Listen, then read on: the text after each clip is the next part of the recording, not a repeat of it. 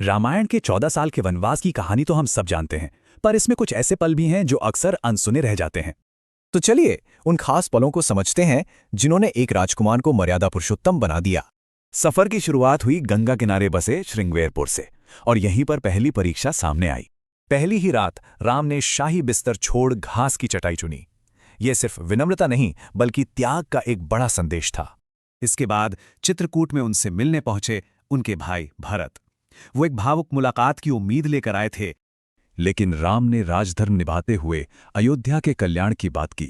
मतलब सच्चा कर्तव्य हालात से कहीं ज्यादा बड़ा होता है। तो भरत अपने साथ कोई यादगार चीज नहीं बल्कि शासन की जिम्मेदारी का प्रतीक राम की चरण पादुका ले गए।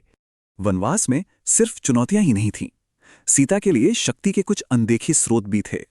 अत्रि आश्रम में माता अनसुया ने सीता को एक दिव्य कवच दिया। कहते हैं इसी वजह से उनके वस्त्र 14 साल तक वैसे ही रहे। आगे चलकर दंडकारण्य वन में कहानी ने एक बहुत ही गंभीर मोड़ लिया।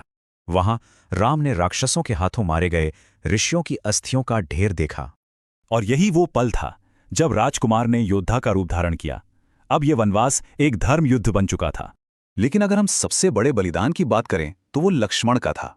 पूरे 14 साल उन्होंने पंचवटी में राम और सीता की रक्षा की। कहा जाता है कि उन्होंने निद्रा देवी से वरदान लिया था कि वो सोएंगे ही नहीं। ये भक्ति और त्याग की पराकाष्ठा थी।